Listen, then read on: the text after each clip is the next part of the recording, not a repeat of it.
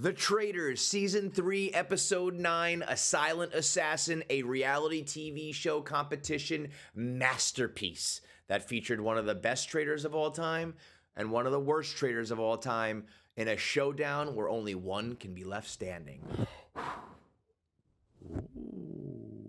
What an absolutely phenomenal episode of The Traitors, maybe one of the best ever on UK or the US, in a showdown of Danielle and Carolyn that was a complete flip-flop of everything that has gone on this season. Carolyn playing one of the best traitors ever, playing, whether it was intentional or unintentional, playing her stupid, ditzy, flighty, I don't know what's going on personality to perfection for 8 straight episodes. Danielle, on the other hand, one of the worst traitors of all time, just showing her cards at every turn.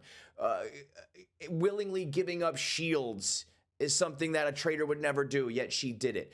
Calling out other traitors every single chance she got, trying to bury Rob, trying to bury Carolyn, the overacting, the fake tears. At every turn, Danielle was the worst, and I couldn't believe she was still in the game.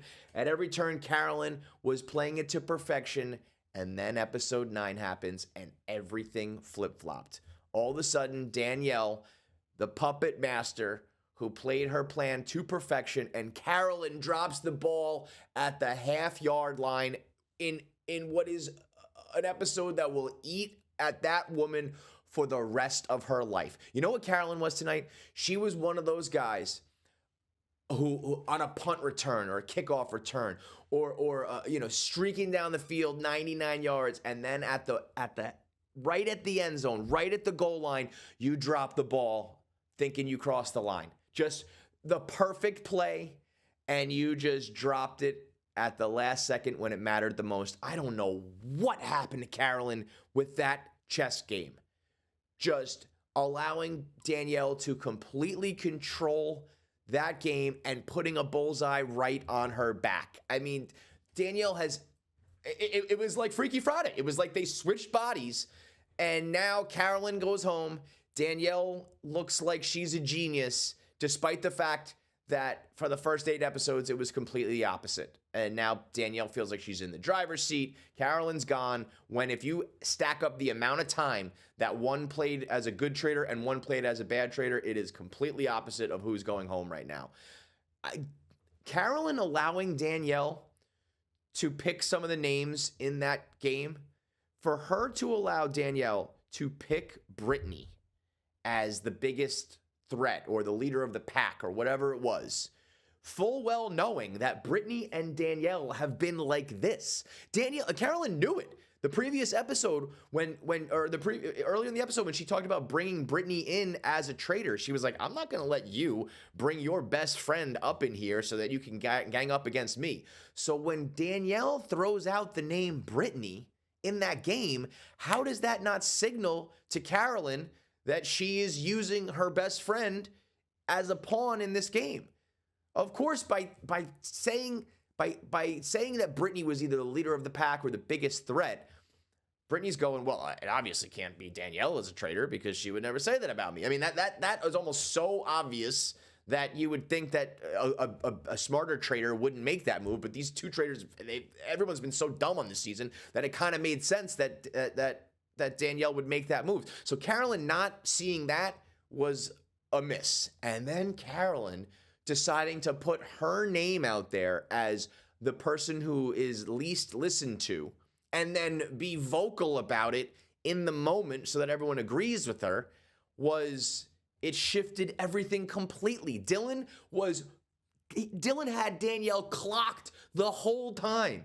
They had even spoken about it. And heading into it, you would have Carolyn, Ivar, Dylan would have been locked at going against Danielle.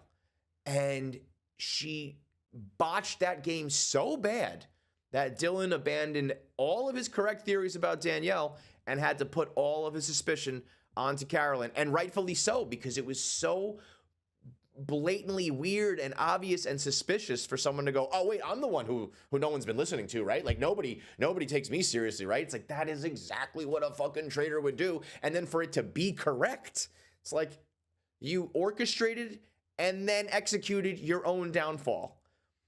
And you allow Danielle, who once again is so over the top and dramatic, to just bully you in that argument. And the real problem with Carolyn was that everything she was saying was true.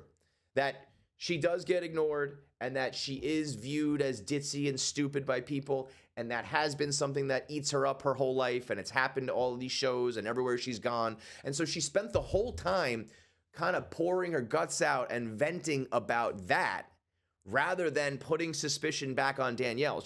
That was almost like a therapy session for Carolyn, where she was crying real tears about how people don't take her seriously and people think that she's weird and stupid, and that it upsets her. And so all of that was real. But she focused so much on that rather than turning around and going, forget about all that. How about Danielle, the time that she gave up a shield, even though she's supposedly supposed to be a faithful? Nobody would ever fucking do that. How about when Danielle said, have I mentioned Carolyn's name at all in the last 3 days? Like, yeah, bitch, to like everybody. I don't know if maybe, I'm trying to think if maybe the qualifier that she put on in the last 3 days, or maybe the people that she was speaking to about Carolyn are all voted out now. But the whole fucking season, she's always been the one floating out Carolyn's name. And she likes to play the semantics game of like, have I said her name? When she does the same thing every time. She completely insinuates and points to Carolyn and then just squints. Have you ever seen Columbo? The person who pretends to be dumb, but they're actually not. Squint. And then you got idiot Ivar going, oh, wow. Like it's some profound thought. It's like, yeah, no, you have said my name. You did lie. You've had horrible gameplay and stupid decisions. You basically have told people that you're a traitor, and they just it hasn't stuck for some reason. And Carolyn just could not put that argument together because I think she was so emotional about this very real thing that everyone has treated her like ditzy and a bimbo. And so she spent the whole time crying about that rather than putting suspicion onto Danielle. I mean, Dylan said it best. He's like, you just lost the argument tonight. You played great for 8 episodes. And finally, like when Danielle was trying to bully her in the turret to recruit Brittany, and she wanted to kill this person and kill that person, she was like, no, no, no, no. She stood up. She was not going to let Danielle run the show, and then just completely buckled. And she was saying it all episode long. She was like, my brain is overloaded. I'm so paranoid. I can't think straight. And man, did it show. I'm just happy that my girl Gabby clocked this whole thing immediately. You don't think it was traitor on traitor fighting tonight? It was giving Rob and Bob. Because the only time that you ever get true arguing like that, where it is nuke against nuke and just haymaker after haymaker, are two traitors who have all the information going at each other. Because if it's 1-1 or if it's two faithfuls, they're always a little hesitant. They're always putting out a disclaimer. You're always a little unsure of yourself. And the only time you ever get someone being that aggressive is when it's... Danielle said it herself. She said to Dolores, the person who attacks and is aggressive is a traitor. And Carolyn may have thrown the first punch, but the way that Danielle was so aggressive, it was very reminiscent of Boston Rob against Bob the Drag Queen. And Bob was the one, Wes was the one who went to Ivar and said, how can you be sure 100% if someone's a traitor when you're a traitor? And the fact that Gabby immediately said that was traitor on traitor crime, and that was giving Rob versus Bob, and Brittany's eyes went, oh, and Dylan was, oh. I'm so happy, because if you are Danielle, when she reveals being a traitor ain't fun, she collapses to the ground. I told you. Their fucking frizzy hair everywhere. That's not the reaction you would have if you were so sure of it and it became true. It's an I told you so. You're pumped, you're relieved, but you're not on the floor shaking. The same thing with the fake tears at breakfast when she tries to lay it on too thick. It's overacting at its finest. She's always overplaying her hand, and now, especially that she carried out this plan, which I do have to give her credit for. She manipulated that chess game. She out-argued Carolyn. She went to the table and took out her own traitor. And it's tough to say you're one of the worst traitors ever when you're the last one standing, with only a couple episodes left. Like, the proof's in the pudding. But And then to go recruit the most obvious person is, she is blinded by her allegiance to Brittany in this like making up for past rivalry sort of thing. I hope that Brittany still remembers that, like, fuck this bitch, and I'm going to turn around and take her out, because even the reaction afterwards and then the recruiting of Brittany, all of it is just still not really, for a girl who says she's thinking 20 steps ahead, fine. Good job. You carried out your plan. You finally did something smart as a traitor, but once again, just overplay your hand in my mind. And so what a clash of the Titans, a showdown that I'm so happy they gave to us. I'm so happy it unfolded that way. Despite some bad gameplay. Like, in this game, you either need excellent gameplay or messiness. But either way, it makes for entertaining TV, because it's like, oh, you should have done that. You fucked that up. You were bad and then good. You were good then bad. And either way, it creates for drama and entertainment, despite the fact that some of these moves are still like, oh my God. I mean, Tom and Dolores voting for each other, like, just these two people are so fucking stupid. This motherfucker votes for Dolores. I'm gonna fall off my chair. I felt like there were some compelling things from you and some compelling things from you, but I don't feel like These idiots are so fucking stupid. Just throwing away their vote, completely useless. I mean, Tom Sandoval, Dolores could not be more of a faithful. I have no idea what this evidence that he thinks he has is, but at every turn, people are making such smart, compelling arguments for either Brittany, for either Carolyn or Danielle, and he's just like, yeah, I know what you mean, but Dolores, what? And then Dolores, I'm sure, has heard this, so she just wants to vote for the guy who's voting for her. And it's like, you both just completely threw away your vote. Almost, jeopardized the whole thing in a way. Like, who knows how it all could have shaken out had they used their brains and voted for one of the two people who were obviously on the chopping block. Tom Sandoval thinking, I'm the leader of the pack. I'm the one they fear the most. Voting for Dolores, just cementing himself once again as the dumbest person ever on television. And yet, and still, he's into what, the final, 5? He's right there. And if a couple things break his way, especially now, you got to think Brittany's going to go in to be a traitor and know that Gabby just clocked Danielle to a T. Now, will Gabby turn around and get her out immediately? Because Dylan was there and saw that. So if that goes down, Dylan could be like, as soon as Gabby opens her mouth, she was gone. So we'll see.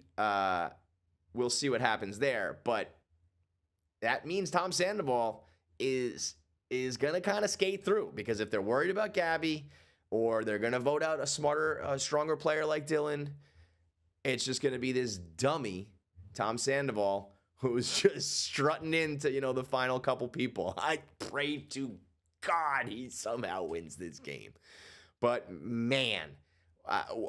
I just feel so bad for Carolyn. That is going to eat at her forever.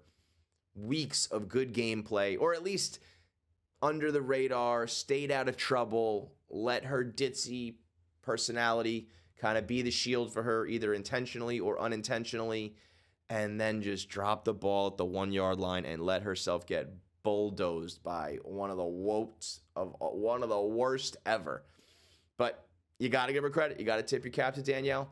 When the chips were down and it mattered the most, she finally put together a good game plan. She executed it, relatively well, except for, I think, a little overacting there in the end. And now she's kind of in the driver's seat with her best buddy in there. Although I still think she probably would have been better suited to go, with a little bit of just to throw people off, just to muddy things up and confuse people, because if those two start acting aligned in a way, they're going to be able to connect the Brittany and Danielle dots before they would be able to connect a rogue traitor that, an Ivar or someone you bring in that's just going to fuck people's heads up. So we'll see if she can make it to the end. She absolutely does not deserve it. But at the end, it's kind of like, when a team is not good on paper, but they just keep winning and people are like, they're not that good. And you look up and, they win the division. It's like, well, what do you want? The proof is in the pudding. We're on to, the final rounds here, and I'm still standing. And as a matter of fact, I was the last one standing, and I'm picking Traitors. I am running the game right now. But man, does she not deserve it. And man, does that bitch going home, is she the one who deserved it. So I'm happy that Gabby clocked it. I think that Dylan, if he's smart, he was on Danielle. And just the fact that Carolyn fucked herself and he picked up on that, hopefully he can just turn right back and be like, that doesn't mean my Danielle suspicions are not invalid. I do feel like it tends to be in these moments when you are the one who calls out a traitor and gets it, the rest of the faithfuls tend to like look at you like, oh my God, you did it. But I think they're smart enough this time. They all sucked Rob's dick for doing that. They were all like, wow, you really are so good. Except a guy like Wes was like, the only reason he knew that is because he was a traitor. The fact that Gabby picked up on it right away gives me faith that the rest of them are going to recognize that was so clearly a one-on-one thing that had been bubbling for weeks, as opposed to just two people who all of a sudden, have suspicions with each other out of nowhere and are going to argue it. That was very clearly traitor on traitor crime. And I think that the remaining players are smart enough, at least a couple of them are, to connect those dots. But man, whether or not it's deserving or good gameplay versus, there's effective gameplay versus good. There's what you should do and what you did do. And as long as you end up still in the game and one step closer to that money, that's what was quote unquote right. But as long as it's messy, it's entertaining. And man, after watching Boston Rob earlier in the season, and then now the Carolyn, Danielle showdown all coming to a head, season 3 of Traitors United States has been absolutely awesome. And with stupid people being funny, with some legends being smart, and a bunch of shit in between, it has a little bit of everything. Entertaining for the right reasons and the wrong reasons, and all of it comes together to make a chef's kiss season of reality TV. And we'll see where it goes from here. But God damn it, I swear to God, if that frizzy-haired bitch Danielle somehow makes it out of this after just misstep after misstep, and I know it's easy to say from the comfort of your own home on the couch watching TV when you have all the information in front of you, but man, some of these moves are just so blatantly obvious, and I need Gabby and Dylan to put the pieces together, and I think they are there and can do it. And if you let Brittany and Danielle, I also have hope that Brittany is gonna like turn on Danielle or not let this stupid friendship get in the way and play the game the right way and do what you got to do to take her out and win the money. So either way, there's a couple different angles for her to get taken out. There's a couple different angles for her to take it to the finish line. Nonetheless, however it ends up shaking out, season 3 has been absolutely awesome.